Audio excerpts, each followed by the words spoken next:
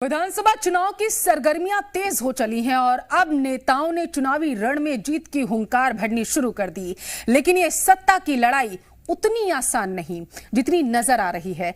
2018 में कांग्रेस ने सत्ता हासिल की लेकिन उसे संभाल नहीं पाई और अब सत्ता पर काबिज बीजेपी के सामने सत्ता में बरकरार रहने की चुनौती है। वो कहते हैं ना, ये सत्ता ये कभी स्थिर नहीं।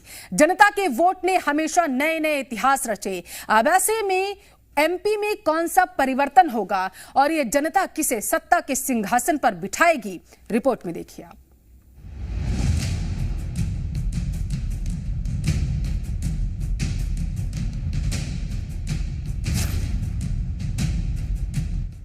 एमपी में चुनावी शंखनाद हो चुका है। तारीखों के ऐलान के साथ ही राजनीति के दिग्गज अब चुनावी रण में पूरी तरह तैयार हैं। इधर चुनाव आयोग ने प्रेस कॉन्फ्रेंस की ही थी कि उधर दावे भी शुरू हो गए, वो भी ऐसे मानो आज तारीखों का ऐलान नहीं बल्कि नतीजे का दिन हो। और मैं सबसे अपील भी करता हूं कि हम सब मिलकर के इस चुनाव को ऐतिहासिक चुनाव बनाएं। ज्यादा से ज्यादा मतदान, ये लोकतंत्र का पर्व है और अच्छे लोग चुन करके आए। ये भारतीय जनता पार्टी के नाते से भी हमें प्रयास करते हैं कि भारतीय जनता पार्टी गरीब कल्याण के साथ अगर हमने किया है तो जन आशीर्वाद में जनता ने अपार समर्थन दिया है। तो इसी आधार पर जनता जनार्दन को ने भारतीय जनता पार्टी को अवसर पर आशीर्वाद दे। बीजेपी कॉन्फिडेंट नहीं है, मध्य प्रदेश की जनता कॉन्फिडेंट है। इस बार हम इनको ऐसी पटकनी देंगे बीजेपी को, शिवराज जी को, कि ये जोड़ तोड़ करके भी नहीं बना पाए, खरीद नहीं पाए। ये लहर है मध्य प्रदेश में इस समय कांग्रेस की, हर वर्ग परेशान है। जितनी आसानी से ये दावे हो रहे हैं, क्या वाकई एमपी का चुनावी रण दिग्गजों के लिए उतना आसान होगा? ये सवाल इसलिए क्योंकि जो बीजेपी आज जीत का हुंकार भर रही है उसे पहले 2018 के नतीजे भी देख लेने चाहिए। इसी तरह कांग्रेस आज उत्साह से लबरेज है, उसे अपनी खोई हुई सरकार को भी याद करना चाहिए। एक तरफ तारीखों का ऐलान हुआ तो दूसरी ओर बीजेपी ने एक और लिस्ट जारी कर सियासी हलचल तेज कर दी। इस लिस्ट में बीजेपी के कई दिग्गजों का नाम है, तो वहीं सीएम शिवराज के चुनाव लड़ने पर सस्पेंस से भी पर्दा उठ गया और वो बुधनी से चुनाव लड़ेंगे। मध्य प्रदेश की सियासत अब चरम पर है, दिग्गज चुनावी मैदान में ताल ठोक रहे हैं, तो इन सब के बीच कई चुनौतियां भी इनके सामने हैं, जिनमें पार पाना आसान नहीं। देखना होगा कि आखिर चुनौती रूपी अग्नि परीक्षा से दिग्गज कैसे पार पाते हैं और आखिर जनता किसका राज तिलक करती है। ब्यूरो रिपोर्ट, जी मीडिया। तो चलिए सबसे पहले आपको एमपी विधानसभा में मौजूद सीटों के बारे में विस्तार से बताते हैं कि किस पार्टी के पास कितनी सीटें मौजूद हैं। विधानसभा में कौन कितनी मजबूती के साथ बैठा है वो भी आपको दिखाते हैं। प्रदेश की सत्ता में काबिज बीजेपी के पास मौजूदा वक्त में 127 सीटें हैं। वही बात अगर मुख्य विपक्षी पार्टी कांग्रेस की करें तो कांग्रेस के पास 97 सीटें हैं। वही बीएसपी के पास 2, सपा के पास 1 और अन्य पार्टियों के पास 4 सीटें हैं। तो ये थी सीटों की बात। अब करते हैं असल मुद्दों की बात। मध्य प्रदेश चुनाव में सभी पार्टियां अपनी पूरी ताकत झोंक रही है, लेकिन सत्ता की राह कभी आसान नहीं होती। सत्ता पाने के लिए हर दल को अग्नि परीक्षा से होकर गुजरना ही पड़ता है और प्रदेश में सत्ता वापस हासिल करने के लिए बीजेपी के सामने अग्नि परीक्षा के रूप में अगर कोई खड़ा है तो वो है प्रदेश के सरकारी कर्मचारी। चुनाव से पहले बीजेपी के लिए सबसे बड़ी अग्नि परीक्षा यही है। प्रदेश में सरकार से हर वर्ग नाराज नजर आ रहा।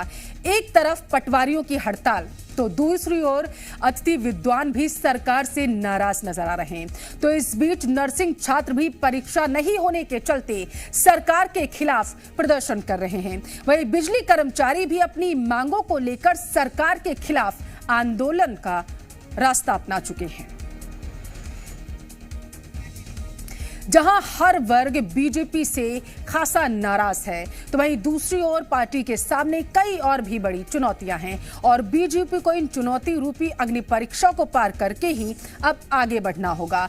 आदिवासियों का वोट बैंक, प्रदेश में बढ़े आदिवासियों पर अत्याचार के मामलों के बाद क्या आदिवासी वोट बैंक देना बीजेपी का साथ वो देंगे या सीधी पेशाब कांड से बीजेपी का खेल बिगड़ जाएगा? वहीं प्रदेश में बढ़ते महिला अत्याचार का कैसे बीजेपी जवाब दे पाएगी? कहीं महिला अपराध बीजेपी की राह में रोड़ा ना बन जाए। सत्ता विरोधी लहर में कांग्रेस की तमाम चुनावी गारंटी का आखिर क्या बीजेपी के पास काट है? क्योंकि चुनावी गारंटियां भी बीजेपी को नुकसान पहुंचा सकती हैं। इसके साथ ही बीजेपी ने इस बार मुख्यमंत्री चेहरा घोषित नहीं किया। अब ऐसे में सवाल है कि क्या ये फॉर्मूला भी पार्टी को नुकसान पहुंचाएगा? तो ये हुई चुनौतियों की बात। दोनों पार्टियों के लिए कौन सी चुनौतियां कितनी बड़ी होती हैं ये तो वक्त ही बताएगा, लेकिन राजनीतिक दलों के लिए असली अग्नि परीक्षा है जनता के वो मुद्दे जिस पर जनता उनको वोट करेगी, और ये होगी राजनीतिक दलों की असली अग्नि परीक्षा। जनता के लिए सबसे बड़ा मुद्दा है महंगाई। महंगाई से कैसे जनता को राहत मिलती है, ये सवाल हर दल के लिए अहम है। प्रदेश में इस बार फर्स्ट टाइम वोटर्स की संख्या में बढ़ोतरी हुई है और युवा रोजगार पर वोट देता है, तो बेरोजगार दूसरा बड़ा मुद्दा जो है वो बन जाता है। आरक्षण की मांग पिछले काफी लंबे समय से होती आ रही है, लेकिन ओबीसी आरक्षण को लेकर इस वक्त माहौल ज्यादा गर्म है। तो अगला मुद्दा है ओबीसी आरक्षण का। वहीं प्रदेश सरकार पर कमीशन खोरी के आरोप के चलते भ्रष्टाचार एक और बड़ा मुद्दा जनता के सामने होगा। प्रदेश में आदिवासियों के वोट काफी मायने रखते हैं, तो मुद्दा तो आदिवासियों पर अत्याचार का भी होगा। वहीं एमपी में एक के बाद एक महिला अत्याचार, दिन दहाड़े लूट के मामले, बदमाशों का रौद्र रूप। मुद्दा इस बार कानून व्यवस्था की स्थिति का भी होगा। तो लगातार ये जो वोट परसेंटेज है वो भी आपको बता रहे हैं कि पुरुष मतदाता कितने हैं, महिलाओं की संख्या कितनी है, और इसके साथ साथ ट्रांसजेंडर्स जो हैं वो एमपी में कितने हैं। और ये जो वोट परसेंटेज है यही तय करेगा कि आखिर एमपी में किसकी सरकार बनेगी। 2018 वाली स्थिति में कांग्रेस वापस आ पाती है या नहीं, या फिर बीजेपी 2018 वाली स्थिति में जो थी उसे मात देते हुए जो उसने बाद में सरकार बनाई उसमें वो वापस आ पाए। जी मीडिया संवाददाता ज्यादा जानकारी के साथ भोपाल से लाइव जुड़ चुके हैं प्रमोद शर्मा। प्रमोद, बीजेपी ने तो खेला कर दिया, 4 लिस्टों को ला करके कांग्रेस के साथ किया, लेकिन बड़ा मुद्दा यहां पर यह बन जाता है, चुनावी साल है और तमाम वर्ग हैं जो इस बार बीजेपी से नाराज नजर आ रहे हैं। चाहे हम पटवारी भर्ती परीक्षा की बात करें, युवाओं की बात करें, चाहे हम बात कर लें अतिथि विद्वानों की, चाहे दिव्यांगों की बात कर लें, हर वर्ग बीजेपी से नाराज है। प्रदर्शन भी खूब हमें देखने को मिले हैं। कितना असर चुनाव पर पड़ेगा? देखिए, असर बड़े पैमाने पर पड़ेगा, क्योंकि कई वर्गों की नाराजगी है वो भारी पड़ सकती है। मुख्यमंत्री के कई ऐलान है, ऐलान का देखिए आदेश में अमल नहीं हो पाया तो वो वर्ग नाराज हो जाएगा, चाहे तो वो 100% वेतनमान की मांग हो शिक्षकों की, या फिर अतिथि विद्वानों की मांग हो, किसानों की मांग हो। ऐसे कई वर्ग हैं जो नाराज हैं। और इसके अलावा ये जो मध्य प्रदेश का 2023 का विधानसभा चुनाव है, ये देखिए अस्तित्व वाली बात है। चाहे तो बीजेपी के सीनियर नेताओं का जो अस्तित्व, राजनीतिक करियर दांव पर लग गया है, या फिर कांग्रेस पार्टी के दिग्गज नेता और पूरी कांग्रेस पार्टी का ही भविष्य इस चुनाव पर टिक गया है। देखिए 18 में जो कमोबेश स्थिति थी 23 में भी वही नजर आ रही, क्योंकि प्रदेश सरकार देखिए शिवराज सरकार के खिलाफ एंटी इनकम्बेंसी है, उनके अपने चेहरों के खिलाफत हो रही है, कार्यकर्ता नाराज है, वो अब तक सधा नहीं है, लिहाजा बहुत सारी अड़चन है। अब तक देखिए ज्यादातर जो मास्टर स्ट्रोक हैं, सियासी स्ट्रोक है, वो बीजेपी की तरफ से बाहर आ गए, यानी तर्कस वाले तीर बीजेपी के बाहर आए। कांग्रेस पार्टी ने ज्यादा कुछ अभी तक दाव खेला नहीं है।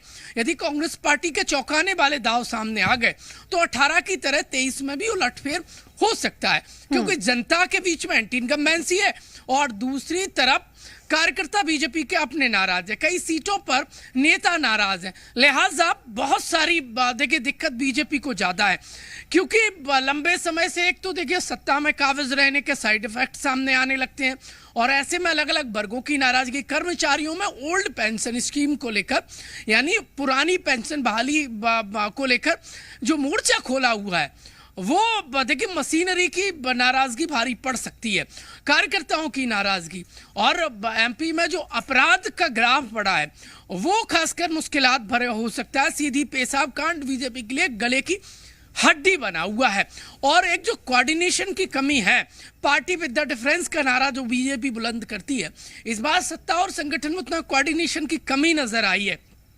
लिहाजा ये बीजेपी के लिए अड़चन है। अब कांग्रेस पार्टी की तरफ हम बात करते हैं।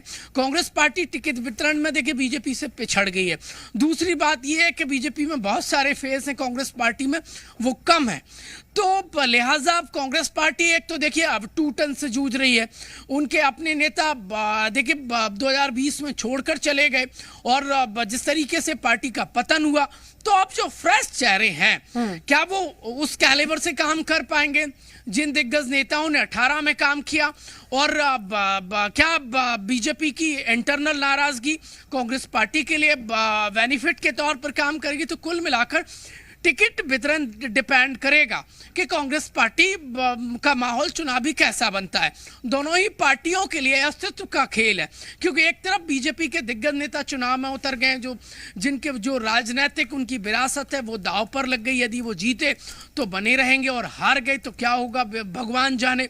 कुल मिलाकर तो दूसरी तरफ दिग्विजय सिंह कमलनाथ का हो सकता है ये अब देखिए विधानसभा के इंटरेस्ट वाला ये लास्ट दाव माना जा रहा है, क्योंकि एज फैक्टर है। और दूसरी तरफ ये है यदि अब नहीं तो कांग्रेस पार्टी कब, ये बड़ा एक देखिए सियासी दाव है, वो नेताओं के दोनों ही तरफ लग गए।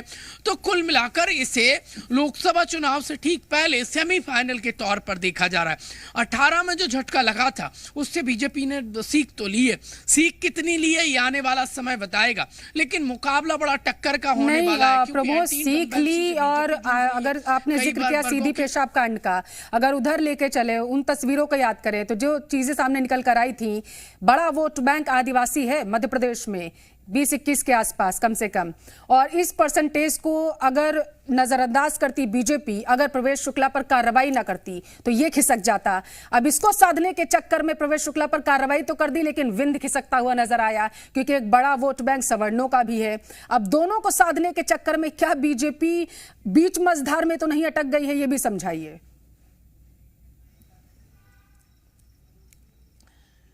देखिए आपको याद होगा 18 में माई के लाल बाला आरक्षण को लेकर एक बयान दिया, भारी पड़ गया, और जिस तरीके से एक मूवमेंट बना ग्वालियर चंबल में, उसने देखिए सीएम शिवराज की सत्ता छीन ली।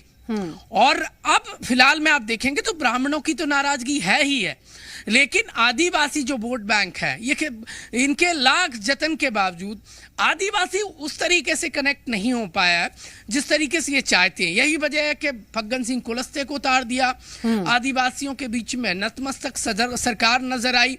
ये आने वाला समय बताएगा, लेकिन विंध्य देखिए बीजेपी का कमजोर हुआ है, ये साफ तौर पर नजर आ रहा है। यही वजह है कि दिग्गजों के दौरे आप देखेंगे तो बिंद में पूरे रीवा और सैडोल बेल्ट में नजर आएंगे। तो कुल मिलाकर सत्ता की चाबी आदिवासी जो कहे जाते उनको साधने की कवायद दोनों तरफ से फुल देखी गई। और जब जब आदिवासियों का जो देखिए झुकाव है जिस पॉलिटिकल पार्टी के तरफ हुआ है वो एमपी की सत्ता में काबिज हो गया है। तो देखिए ग्वालियर चंबल से यदि बीजेपी को मैंडेट मिला और कैलाश विजयवर्गीय को जिस तरह से बीजेपी लेकर आई है, मालवा निमाड़ से फायदा हो गया, और बिंद यदि जिस तरीके से 18 में बीजेपी से कनेक्ट हुआ था, हालांकि हालात नारायण त्रिपाठी अलग स्टेट की मांग कर रहे हैं, एक अलग पार्टी बना ली है, टिकट कट गया है तो नाराजगी अलग है। तो अलग अलग जो फैक्टर हैं वो बीजेपी के लिए अड़चन तो बन रहे हैं, लेकिन अब इन सब के बीच में साधा कैसे जा सकता है, क्योंकि आप देखेंगे तो टिकट वितरण में ब्राह्मणों को यदि नारायण त्रिपाठी को हटा लें आप तो बाकी ब्राह्मणों को प्रोजेक्ट किया है बीजेपी ने।